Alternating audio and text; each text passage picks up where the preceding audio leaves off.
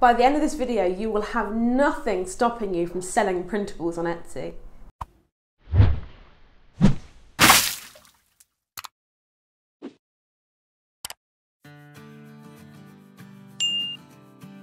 Hello everyone, I'm just here with my coffee.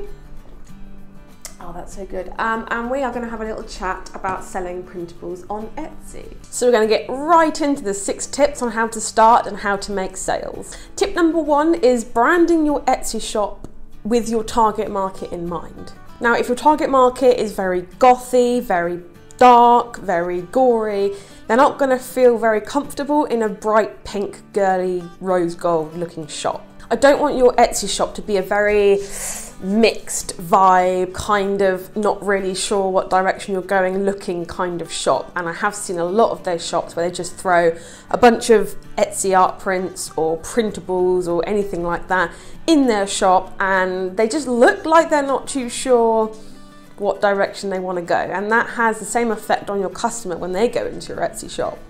A fantastic way to monitor this is to install Google Analytics in your shop, and it will tell you pretty well exactly what pages you're losing your customers on. Another great tool is making a target audience persona. Now, you can even go as deep as giving this persona a name. And just have a think about your target market. Where do they live? What do they like to do for fun? What ages are they? And if you're struggling with this, think of someone famous that you know of that you think will really enjoy your Etsy shop or your Etsy printables. So if you have someone famous in mind, go and research them, go and stalk their social media accounts, see what they post, really get a feel for what type of person they are. Because if you can get a list of points that you can list out and you know what your target audience likes, that will help you immensely when you set up your printable shop or when you're trying to post on social media or write copy for your listings. Because when you brand, everything in your Etsy shop should be in service of that target audience. So a good example of this is if you want to make colourful, animal-themed nursery prints, you'll probably be targeting new mums or mums with children at age 1 or under, and mums who are quite funky, quite eclectic, boho, and they might have recently moved, or they might have recently opened up a room in their house as a nursery. So with this, looking at magazines such as You and Your Baby or You and Your Home, that's just 2 off the top of my head, can really make you have an insight as to what these mums might like. And also thinking of shops that sell very eclectic home decor, physically go into these shops or go onto their websites and really get a feel for what they're doing to attract that target market. And pick out points from these shops that you can input into your own Etsy shop. The key takeaway of this is you definitely do not want to repel your target market with your branding, especially if you're making printables with that target market in mind. Got a little sip of my coffee.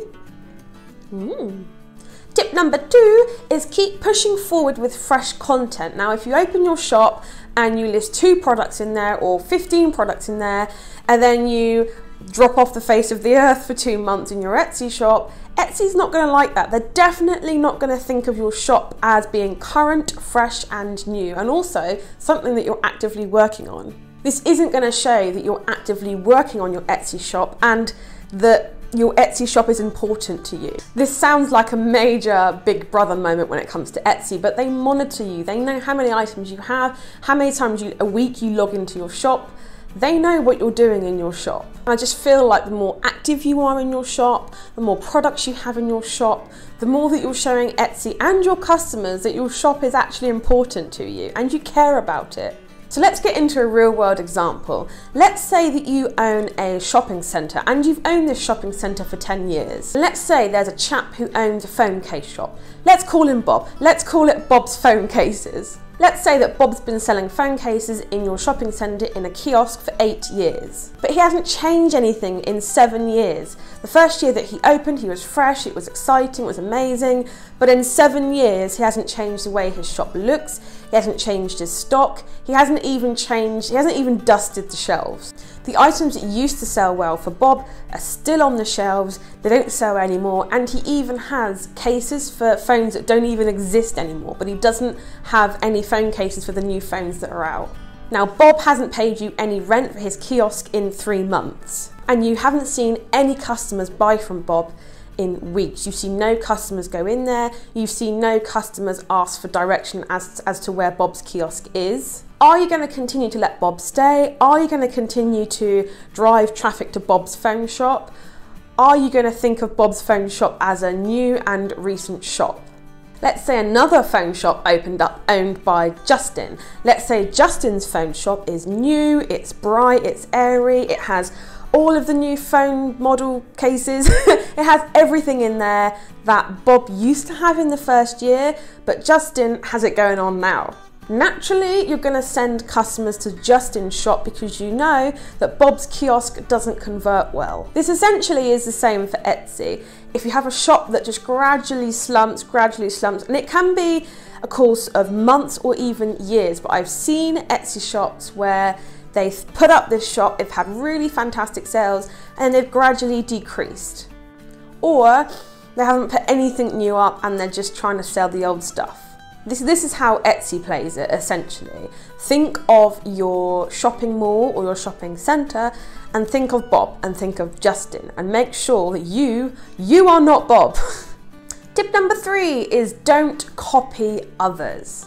Now I know you've seen pink pom-pom prints, I've just made that up, that have had over 150,000 sales and you think, I could do that, I could make what they make. But unfortunately, and fortunately, business doesn't quite work like that. You can surely take inspiration from other shops and make a list of points that you like. In fact, I actually encourage you to do that. Go on Etsy, find some competition, find some competitors' shops, and make a list of points that, in a buyer's mindset, you actually like about their shops. But never ever copy their designs or try to pass off their work as your work, because they've branded. If they're making 150,000 sales, they have a tribe behind them, they have engaged customers behind them, and these customers will rat you out to that shop.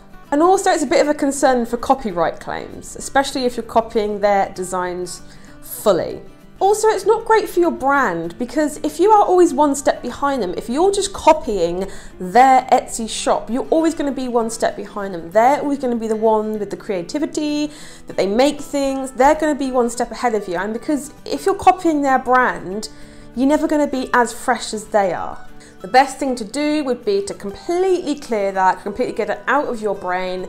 You're not allowed to copy, but just open up something new, have a blank canvas, and completely start afresh with your own ideas. You will go further with your own ideas, trust me.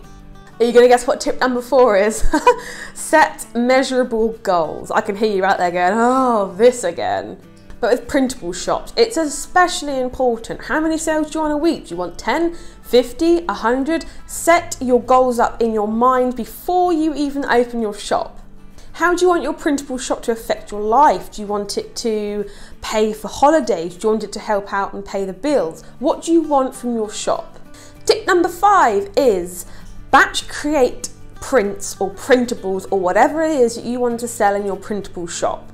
Just batch create at least 50 of these items. The good thing about printable shops is that you don't actually physically have to spend a lot of money on supplies to make listings, and that's fantastic news, because especially with printables on Etsy, the more that you have, the better you will fare and the more sales you will make. And when I say batch create 50, what that means is that every single day for the month after you launch your Etsy shop, every single day you can publish one of those listings and effectively be new and fresh and rank in the Etsy recency algorithm. And also it means that you're sorted for the next month and a half, especially if you make 50 batched prints that you have in your draft section.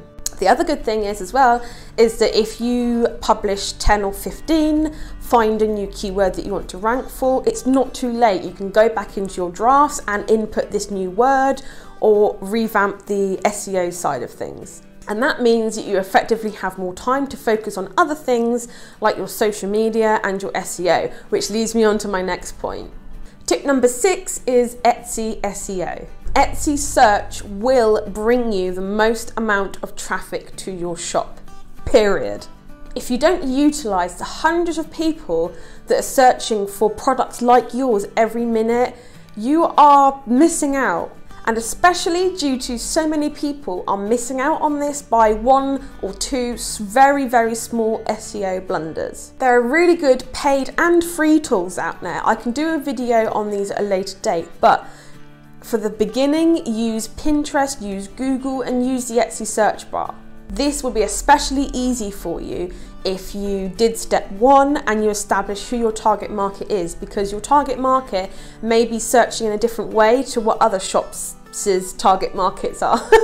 Think about the way that your customer would search for your printable. Don't just put nursery art print. Yes, they could search for bright pink elephant nursery art print, but I bet that you won't get a lot of traffic from that search alone. I mean, go onto the Etsy search bar, type that in and see how many listings actually pop up. But on the other hand, if you're thinking about how your target market would come across your printables, think about things like elephant themed baby shower gift. So now what you've done is you've actually included friends of your target market. So you've included the friends that are going to this person's baby shower and they need a last minute gift. And they don't know that they're searching for a bright pink elephant nursery print, but because you've put that other search term in there, you are including them in that search, and your printable, hopefully, if you've done everything else right, will come back in that search. Also, it's especially important if at a later date you want to do Facebook ads and things like that, because you can actually target that far down. You can target friends of people who are pregnant. But that's a whole other thing. Don't worry about that now. Just make sure that you get your search terms and your target market down. Tip number 7 is don't give up. I hate it when business owners just give up. I mean, guys, business is hard. It's not easy. You can't just put up a bunch of stuff and expect it to sell. It takes time and it takes a lot of effort. It took me a year of working flat out on my business to make it a full-time income, and that even wasn't a proper full-time income. It was enough, but I wanted to get out of my job so badly that I took it. What I mean by this is that it's not just a product photography, the SEO, the target market. It's the learning and developing, and you're always having to be learning about Etsy, you're always having to be learning about printables. You need to essentially become an expert in your field. And if you're saying, how can I be an expert at printables? That doesn't make any sense. Like, people are an expert at healthcare, they're an expert at jewelry, but how can I be an expert at printables? Well, you can be, and depending on your target market, let's go back to the nursery prints again, become an expert at nursery decor. Know what colours work, know what trends are about, really become an expert in that niche. And the pros of this is that actually when you start to have your own website, you can write blog posts about this and you can drive targeted people to your site based on your expertise. And then you can guest blog on bigger magazines, bigger websites, and drive so much more traffic to your shop because you're an expert in your craft. So just think outside the box. You know, you don't have to become an expert on Etsy printables. I'm not an expert on jewelry as a whole. I know my niche, I know different things, and I know the trends and what sells and what doesn't right now, but I'm not a blanket expert in jewelry because that would literally take me my entire life. But instead, I am training myself, I'm learning about how jewelry reflects a customer's emotion and why jewelry is worn the way it's worn today. So when I'm writing blog posts, especially at this time of year, and now it's May, I know that a lot of brides and a lot of bridesmaids and bridal parties are buying my items because they want it as gifts for their wedding. So what I do is that I think, okay, I need to get back into the wedding mindset. I'm already married, but I need to get back into the wedding mindset, and I need to start writing blog posts or useful content around weddings and planning weddings, and essentially get into the bridal mindset, because I know that my target market at the minute, a large portion of them are planning for a wedding and therefore looking for wedding gifts, and my jewelry is perfect for a wedding gift. Now think of how easy that was for me just to say. If you spent your time researching and your printables and your target market, I hope this is making sense, but just think of how you could work in a different aspect to your shop as opposed to just printables. And going back to the not giving up, it will take time. I mean, if I could give anybody a time scale, I always say, be prepared to work a year. I mean, work, not just put in an hour every week. I mean, probably an hour to 4 every single day for a year without being paid. Now, for some of you, that might sound a bit extreme. For me, it would sound extreme, but I'm just mentally preparing you for the hurdle that you're going to come across now that you've decided to open up a Etsy printable shop. And I really hope that you do, because I cannot explain to you the impact that my Etsy shop has had on my life. At first, in 2015 to 2016, I just wanted it to bring in the money that my full-time job brought in, because, surprise, surprise, I didn't like my job. It wasn't feeding my creative soul. It just wasn't good for me. So I decided to open up an Etsy shop and a business alongside with it that could sustain me. And because I followed the tips I'm giving you on my channel, because I've really dived deeper than other Etsy shops have done, I've now been able to make a full-time income from my website and my Etsy shop. And I'm able to sit here now in the middle of the day and record videos. I'm able to make jewelry when I want. I'm able to make graphics when I want. I've learned so many new skills. I've had the time to do what I want to do because I put in the hard work at the beginning. I've been able to go on holiday, whoop whoop, Disneyland. I've been able to buy myself a pretty decent car. And most recently, I've been able to purchase my first home, all with the help of my Etsy shop and the work that I put in at the beginning.